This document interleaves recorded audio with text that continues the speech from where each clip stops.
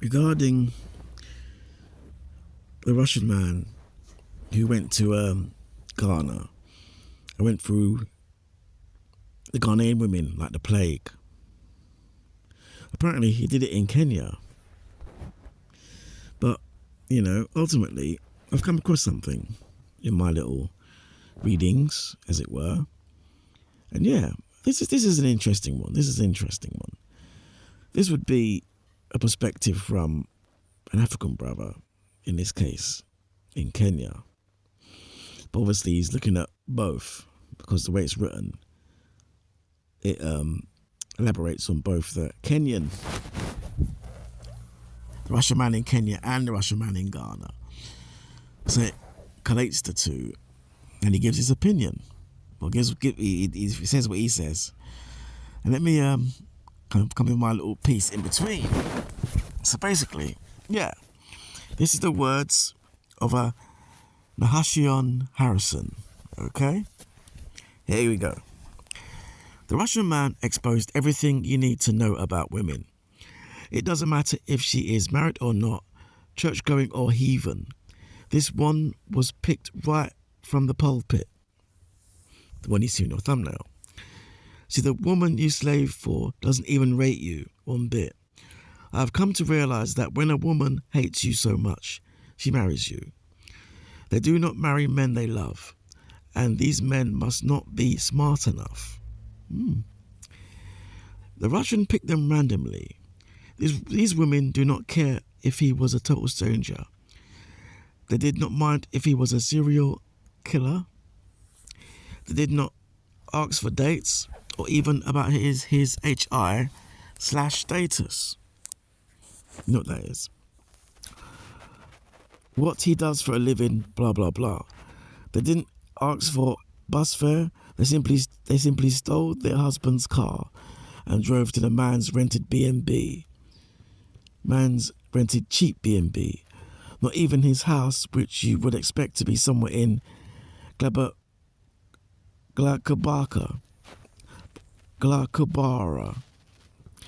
Just his wet skin was enough to drive these Kenyan women crazy. It's a shame. It is very simple. They break the rules for low-value men.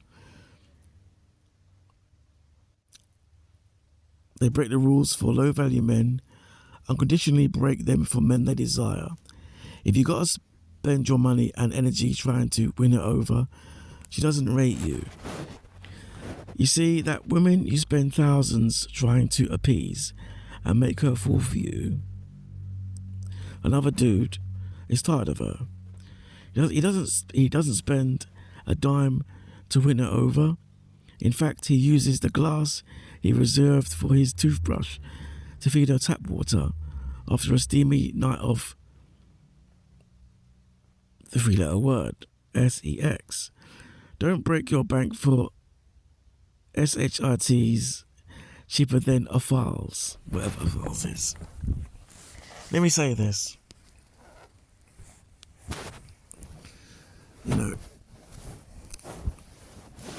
Yeah, in this case, these women didn't care about where he's from.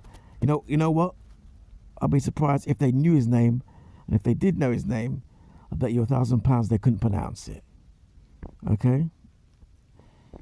So this guy, the Russian man, they call him, yeah? It's a Russian dude, okay? Rolled up in Africa. I went through these women,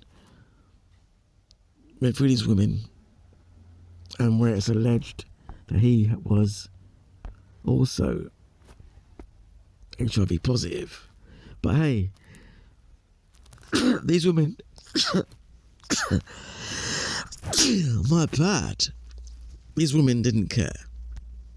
All they saw was the Caucasian man, Massa, Jesus. They saw him land. Yeah. They saw the man named Yatseslav. That's his name, Yatseslav. They can't pronounce that. They saw Yatseslav arrive and simply, were carried away. I'll say this in their defense though. Well, not in their defense. I'll say this in response. Yeah. Those weren't from what I saw, those weren't the real top of the line Ghanaian women, as I said in my previous video. These were the easy targets, okay? The easy targets that any man could get, you know, okay? The issue here is the average Ghanaian man, obviously, and which is common in culture, pedestals these women. So in pedestaling her, as I said in my previous videos, you're looking up to her, she's looking down on you. So when you have these average women, like these women are, well, not even average. They're sub.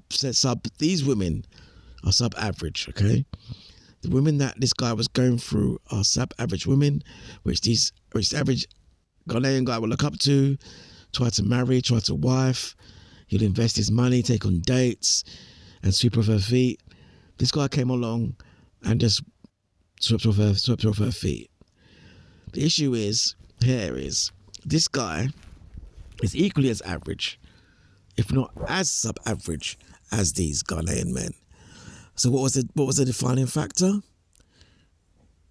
The fact that he was Caucasian. That's what the issue's about.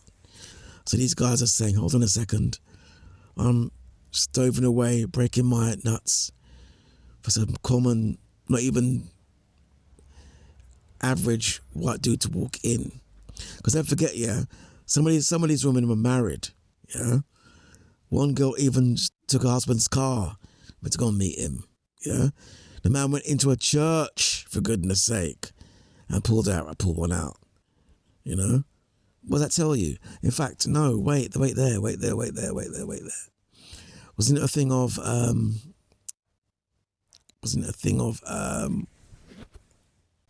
one of them said herself, oh, I went with him because my pastor told me that I would be a W man. See? This is, nah. And people are saying poverty. As I said in the previous video, you can go to some of the most impoverished countries, and that average Ghanaian guy, put him in some of the most impoverished countries, yeah. Or even still, scratch that. You can put an average Ghanaian guy here with a good salary, good job, just a normal average dude, put him in these deprived countries, especially deprived countries anywhere, which are non-black. These women would not walk, irrespective of culture. So again, you know, this was a big L for African countries, in particular Ghana and Kenya. So a lot of guys in double, it is what it is, you know, and in a way it happens here as well. And that's one of the core reasons why you're seeing what you see now in a multicultural society we have here. Back in the day, same thing occurred. Brothers are like, hold on, what's going on here then? Okay, then you take ours, we'll take yours. But hey, subject for another video later.